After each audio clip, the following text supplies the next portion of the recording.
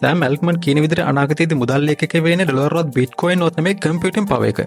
ඉතින් AI හැම කෙනෙක්ගේම ජීවිතවලට තදින්ම එකතු වුණාම මේ අනාවේකේ වැරද්දක් කියන්නත් බෑ. ඉස්සරහට වැඩි කම්පියුටින් පව එකක් තියෙන කම්පැනි එක බලවත්ම කම්පැනි එක වෙන්න පුළුවන්. ඉතින් මෙන්න මේ නිසයි Microsoft සහ OpenAI විසින් Stargate project එක announce කරලා තියෙන්නේ.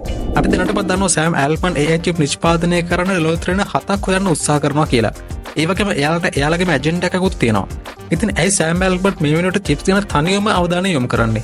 හේතුව දැන් තියෙන softwares සහ large language models ඉක්මනින්ම හොදින්ම අලෙවි වෙන වෙළඳ භාණ්ඩ බවට පත් වෙමින් තියෙනවා. ඒ වගේ OpenAI company එකේ සහ Microsoft එකේ budget එකේ ලොකු කොටසක් දැනට ලොකුම chip නිෂ්පාදකය වෙන Nvidia company එකට යන්නේ. මෙන්න මේ නිසායි Nvidia company එක දැන් ලෝකෙනම තුන්වෙනියට ලොකුම company එක වෙලා තියෙන්නේ. පහුගිය අවුරුදු 5 තුල Nvidia company එකේ කොටස් මිල දිහා බැලුවොත් එහෙම ඔයාලට පේනවා ඩොලර් 47 ඉඳලා ඩොලර් 900ට ආසන්න මුදලක් වෙනකම් වැඩි වෙලා තියෙනවා. ඉතින් අපි දන්නවා පහුගිය කාලේ මොකක්ද වුනේ කියලා. ChatGPT announce කරාට පස්සේ ඒකත් ලොකු හේතුවක් වුණා මේ විදිහට වැඩි වෙන්න. ඊට පස්සේ 2022 දී මේ විදිහට මිල අඩු වීමක් වෙලා තියෙනවා. ඒකට නම් හේතුව COVID වගේ හේතු නිසා ලෝකයේ සමස්ත ආර්ථිකයම හැකිලීමකට ලක් වුණා. ඊට පස්සේ ඔයාලට පේනවා වෙලා තියෙන දේ. හැම තාක්ෂණික සමාගමක්ම මේ කාලේ AI වල වැදගත්කම තේරුම් ගත්තා. ඒ නිසා හැමෝටම Nvidia company එකෙන් chip මිලදී ගන්න සිදු වුණා. ඉතින් දැන් Sam Altman තේරුම් අරන් ඉන්නවා එයාගේ models බල ගන්න ඕන chips එයා සතුව තිබුණේ නැත්නම් ඉදිරියේදී අනිවාර්යයෙන්ම ලොකු ප්‍රශ්නයක් ඇති වෙනවා කියලා.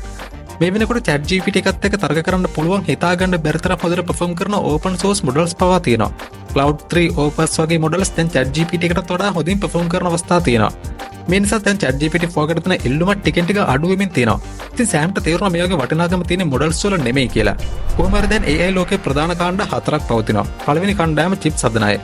අපි කතා කරපු Nvidia company එක තමයි මෙතනදී පළවෙනි තැන ඉන්නේ. ඊළඟ කණ්ඩායම infrastructure. ඒ තමයි large language models, monitoring tools, ඒ කියන්නේ CDN, data visualization, agent framework වගේ දේවල් මෙතනට ගන්න පුළුවන්. ඊළඟ කාණ්ඩය තමයි අපි දන්න AI models හදන අය. ChatGPT, Cloud, Llama වගේ tools මේ industry එකේ හොඳම වෙළඳ භාණ්ඩ වෙලා තියෙනවා. Open source models එහෙමත් දැන් ගොඩක් හොඳ මට්ටමක තිබුණත් closed code models අතර ලොකු තරගයක් තවම තියෙනවා. කොහොමවත් දැන් මේවා හදන company තේරුම් අරන් ඉන්නවා මේවට දීර්ඝකාලීන වටිනාකමක් නැහැ කියලා. අවසාන කාණ්ඩය තමයි apps. ඒ කියන්නේ අපි අර කතා කරපුව AI models එකතු කරලා හදපු softwares දැන් ගොඩක් තියෙනවා. අවසානයේදී ගොඩක් වෙලාවට පරිශීලකයන් සහ business පාවිච්චි කරන්නේ මෙන්න මේ apps. ඉතින් මේ කණ්ඩායම හතරෙන්ම මේ වෙනකොට වැඩිම වටිනාකමක් නිර්මාණය වෙලා තියෙන chips වලට. මෙන්න මේ නිසායි සෑම් වැඩියෙන් ඒ දේවල් වලට ආයෝජනය කරන්න උත්සාහ කරන්නේ. ඉතින් සෑම් ඇල්ට්මන් චිප් කර්මාන්තශාලා අලුතෙන් හදන ලෝකතරණ 7ක් මේ දවස්වල එකතු කරන නිසා සමහර විට ඉදිරියේදී ලෝක පුරාම මේ ෆැක්ටරි ඇති වෙන්න පුළුවන්. ඉතින් ඒ නිසා Microsoft සහ OpenAI එක එකතු වෙලා දැන් Project Stargate නමේ ඩොලර් බිලියන 100ක් වියදම් කරලා AI සුපර් කම්පියුටර් එකක් සමග data center එකක් හදන්න සැලසුම් කරලා තියෙනවා. යාළුවා මේක 2028 වෙනකොට launch කරනවා කියලා තියෙනවා. ඔයාලා දන්නවා ඩොලර් බිලියන 100ක් කියන්නේ අම්බානිගේ සම්පූර්ණ වත්කමට සමාන අගයක්. ඉතින් අපිට මේ දේවල් නිසා පේනවා ඉදිරියේදී එයාලා ලොකු දෙයක් කරන්න උත්සාහ කරනවා කියලා. කොහොමවත් මේක මෙයාලා මේ සුපර් කම්පියුටර් එකක් කියලා හඳුන්වන හේතුව නම් ටිකක් පැහැදිලි මදි. හේතුව අපිට දැනට තියෙන තොරතුරු අනුව නම් මේක data center එකක් විතරයි. නමුත් අපි මේ කතා කරන ලෝකෙ තියෙන ලොකුම කම්පැනි දෙකක් ගැන නිසා එයාලා සැලසුම් කරන ඩොලර් ත්‍රිලියන 7ක ප්‍රොජෙක්ට් එකත් එක්ක බලනකොට බිලියන 100 කියන්නේ සාමාන්‍ය පොඩි ගාණක්. ඒ වගේම දැනට පවතින විශාලම data center එකට වඩා 100 ගුණයක් මිල අධික වෙන මේ ප්‍රොජෙක්ට් එකට Microsoft ගේ මුල්ල මේ ප්‍රතිපාදන දෙන්න සැලසුම් කරනවා කියලා මේ report එකේ තියෙනවා. අපි නැවත බැලුවොත් Microsoft සහ OpenAI partnership එක දිහා එයාලට පුළුවන් වෙලා තියෙනවා විනිමය කොමිෂන් සභාවල කිසිම අධීක්ෂණයක් නැතුව සහ Elon Musk සමග ඇති වෙන නීතිමය ප්‍රශ්නත් බැලන්ස් කරගෙන Microsoft සමාගමත් එක්ක මේ විදිහට එකතු වෙන්න. ඊළඟට මේ report එකේ තියෙනවා Microsoft සහ OpenAI හදන super computers අදිට 5කට බෙදලා තියෙනවා. දැන් අලුතෙන් හදන Stargate කියන්නේ ඒකේ 5 වෙනි අදියර විතර නම් කරලා තියෙනවා. ඒ කියන්නේ මේක හැදුවට පස්සේ ලෝකෙ තියෙන දියුණුම super computer එක සහ data center එක මේක වෙන්න පුළුවන්. Microsoft වාර්තාවකට අනුව OpenAI එක 9 වෙනි අදියරේ කුඩා super computer එක 2026 දී නිකුත් කරන්න සැලසුම් කරලා තියෙනවා. කොහොම වුණත් මේ වෙනකොට එයාලා මේ අදියර පහෙන් 3 වෙනි අදියරේ මැද්දේ ඉන්නවා කියලා තමයි කියන්නේ. මීලකට අවශ්‍ය AI chip ලබා ගැනීම ඇතුළත් වන ඊළඟ අදියර දෙකට ලොකු cost එකක් වැය වෙනවා කියලා කියනවා. ඒතරම මේක තාක්ෂණික ලෝකයේ ලොකු යුද්ධයකට සමාන දෙයක්. මෙයාලා මේ තරම් ලොකු මුදලක් ආයෝජනය කරන්න හදන්නේ ඒ නිසයි. ඒ වගේම මෙයාලා දැනටමත් ගොඩක් කම්පැනි වලට වඩා ඉස්සරහින් ඉන්නවා. ඉතින් දැන් අනාගතයේදී මුදල් ඒකකයේ විදිහට කම්පියුටර් පව එක නම් කරන්න පුළුවන්. මම දැන් පැහැදිලි කරන්නම් ඇයි එහෙම කියන්නේ කියලා. ඉස්සරහට වඩාත්ම වැදගත්ම දේ AI models බල ගැන්වීම නම් ඩොලර් කොච්චර තිබුණා ඩිරෙක්ට්ලි ඒක කරන්න බෑ. ඒකට හේතු දෙකක් තියෙනවා. ඒ තමයි සිලිකන් සහ විදුලිය හිගවීම. මේ කරුණු දෙක තමයි වැදගත්ම කරුණු දෙක. මම දැන් ඔයාලට දෙයක් පෙන්නන්නම්. ඉස්සරහට data center ලාගේ මේ විදිහට බලාගාරයකුත් හදන්න වෙනවා. ඒ කියන්නේ දැවන්ත ඩේටා සෙන්ටර් එකක් හදනවා නම් ඒ ළඟින්ම නියුක්ලියර් පවර් ප්ලාන්ට් එකකුත් හදන්න වෙනවා. ඉතින් ඔයාලට හිතා ගන්න පුළුවන්ද මේවට කොච්චර පවර් එකක් ඕනද කියලා? ඊළඟට චිප් හදන්න සිලිකන් ඕන වෙනවා. අද මිනිස්සු නිර්මාණය කරන විදුලිය සහ සිලිකන් චිප් මේ දේවල් වලට කොහෙත්ම ප්‍රමාණවත් නැති නිසා දැන් ඩේටා සෙන්ටර් 4ට බලාපොරොත්තු වෙන මට්ටමින් හදාගන්න බැරි වෙලා තියෙනවා. මොකද ඒවා ක්‍රියාත්මක කළොත් ඒ පළාතෙම තියෙන සීලම විදුලිය මේ වෙනුවෙන් භාවිතා කරන්න පුළුවන්. ඉතින් හිතන්න ගොඩක් බිස්නස් වලට දැන් සිද්ධ වෙනවා පිටින් මේ සර්විස් එක ලබා ගන්න. ඉතින් ඩොලර් ත්‍රිලියන ගණනක් මේ වෙනුවෙන් වේදම් කරන්න හදන්නේ ඒ නිසයි. අනිත් ප්‍රශ්නේ මේ වගේ නියුක්ලියර් පවර් ප්ලාන්ට් එකක් සමග ඩේටා සෙන්ටර් එකක් හදුනා වගේම ඒවා පවත්වාගෙන යන එකත් වැදගත්. එතන රට පුරාම මේ වගේ දේවල් තිබිලා හදිසියේ ත්‍රස්ත්‍ර ප්‍රහාරයකින් වගේ දෙයකින් මේක ඉවත් කරන්න වුණොත් ලොකු ප්‍රශ්න ගොඩකට මුහුණ දෙන්න වෙනවා. අනිත් එක අපේ ඩොලර් ත්‍රිලියන 7ක ප්‍රොජෙක්ට් එක ගැන කතා කරපු වීඩියෝ එකේදී කිව්වා වගේ Nvidia එකට මේ නිසා තරගයකුත් නිර්මාණය වෙනවා. දැනට එයාලට තමයි GPU මාකට් එකේ ආධිපත්‍ය තියෙන්නේ. කොහොමද Nvidia එකට දැනටමත් තරගයක් තියෙනවා. ඒ තමයි Elonගේ Groq AI නිසා. Groq එකේදී පාවිච්චි කරන්නේ වෙනස්ම ආර්කිටෙක්ට් එකක්. ඒව හඳුන්වනවා LPU කියලා. Nvidia එකෙන් හදන GPU වලට තරගයක් දෙන්න මේ LPU වලට පුළුවන් වෙලා තියෙනවා. ඉතින් ඒක ගැන වෙනම වීඩියෝ එකක් ඕන නම් කමෙන්ට් එකක් දාන්න අමතක කරන්න එපා. අපි දැන් බලමු Sam Altman Lex Fridman සමග කරපු සමුඛ සාකච්ඡාවක් දිහා. Look, I think compute is going to be the currency of the future. I think it will be maybe the most precious commodity in the world. And I think we should be investing heavily to make a lot more compute. Compute it's an unusual, I think it's going to be an unusual market.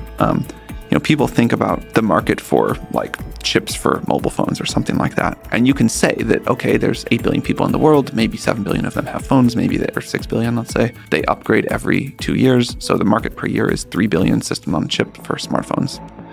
And if you make 30 billion, you will not sell 10 times as many phones because most people have one phone. But compute is different. Like intelligence is going to be more like energy or something like that, where the only thing that I think makes sense to talk about is at price X, the world will use this much compute, and at price Y, the world will use this much compute. Because if it's really cheap, I'll have it like reading my email all day, like giving me suggestions about what I maybe should think about or work on, and trying to cure cancer. And if it's really expensive, maybe I'll only use it, or will only use it to try to cure cancer. So I think the world is going to want a tremendous amount of compute. And there's a lot of parts of that are hard. Energy is the hardest part. Building data centers is also hard. The supply chain is hard. And then, of course, fabricating enough chips is hard. But this seems to me where things are going. Like, we're going to want an amount of compute that's just hard to reason about right now. මෙතනදී ඔහු කියනවා අනාගතයේදී ඇති වෙන වටිනාම භාණ්ඩය තමයි computing power එක කියලා. ඇත්තටම අපි අද කතා කරපු ගොඩක් දේවල් මේ පොඩි වීඩියෝ ක්ලිප් එක ඇතුළේ තිබුණා. එතනදී ඔහු අලුත් බලශක්ති ක්‍රමවේදවල අවශ්‍යතාවය ගැනද සඳහන් කරා. හේතු දැනට තියෙන විදිහට ලෝකයේ පුරාම බලශක්තිය නිර්මාණය කරන්න හැකියාවක් නැහැ. අපි දැන් බලමු Elon Musk සමග කරපු මේ ඉන්ටර්වියු එකේ පොඩි කොටසකුත්.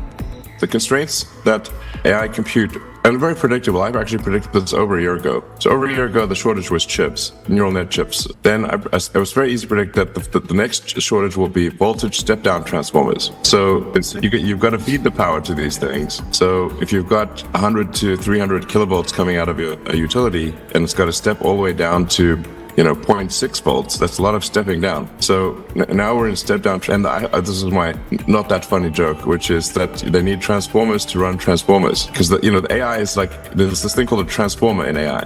It's a neural, I don't know, it's a combination of sort of neural nets. And they're running out of transformers to run transformers. Then the next shortage will be electricity. So I think next year you'll see the electricity, that they just can't find enough electricity to run all the මෙතනදී ඔහු computing power එක කොච්චර වැදගත්ද සහ විශේෂයෙන්ම විදුලිය කොතරම් වැදගත්ද කියලා කතා කරලා තියෙනවා. තවදුරටත් ඔහු කියනවා අපිට ප්‍රමාණවත් තරම් මේ දේවල් නිෂ්පාදනය කරන්න හැකියාවක් නැහැ කියලා. ඉතින් අනාගතයේ මුදල් ගණනය කරන්න කම්පියුට් පවර් එකෙන් නම් අපි මොනවද කරන්න ඕන? ඉතින් ඔයාලට පුළුවන් හැකියාවක් තියෙනවා නම් Nvidia OpenAI වගේ කම්පැනි වල ආයෝජනය කරන්න. ඇත්තටම මේක ෆයිනෑන්ෂල් ඇඩ්වයිස් එකක් නම් නෙමෙයි. නමුත් ඔයා බලන්න මේ කම්පැනි වල ෂෙයා වැලියු එක බලනකොට එකපාරම වැඩි වෙලා තියෙනවා. ඉදිරියේදී තවත් වටිනාකම වැඩි වෙන්න පුළුවන්. ඒ වගේම Nvidia සහ OpenAI විතරක් නෙමෙයි මේ වෙනුවෙන් ආයෝජනය කරන්නේ. දැන් හැම තාක්ෂණික කම්පැනි එකක්ම මේ වෙනුවෙන් ආයෝජනය කරනවා. දැන් Meta කම්පැනි එකෙන් බිලියන ගාණක් වීදම් කරන්න යනවා Nvidia එකෙන් GPU ලක්ෂ ගාණක් මිලදී ගන්න. ඒ වගේම ඒකේ ඊතර වැදගත් වෙන තවත් හේතුවක් වෙන්නේ ලෝකයේ හොඳම AI පරීක්ෂකයන් වැඩි කම්පියුට් පවර් එකක් තියෙන කම්පැනි වල වැඩ කරන්න පෙළඹෙන්න පුළුවන්. ඉතින් මේක නිකම්ම ආයෝජනයක් විතරක් නෙමෙයි ලෝක ශ්‍රේෂ්ඨතම මොළ ආකර්ෂණය කරගන්නත් මේ නිසා පුළුවන් වෙනවා. තාක්ෂණික බලය ගැන විතරක් විතර මේ කම්පැනි අනිත් පැත්තේ ලෝක ආර්ථිකයට සහ මිනිස්සුන්ට වෙන අහිතකර බලපෑම් ගැන නොහිතා කරන මේ දේවල් නිසා අවසානයේ මොකක් වෙයිද? ඔයාගේ දවස් කමෙන්ට් කරන්න අමතක කරන්න එපා. ඉතින් වීඩියෝට කැමති නම් ලයික් එකක් දාන්න වගේම සබ්ස්ක්‍රයිබ් කරලා එකතු වෙන්න අන්කවඩේ channel එක. එන නැවත හම්බ වෙනතුරු සුබ දවසක්.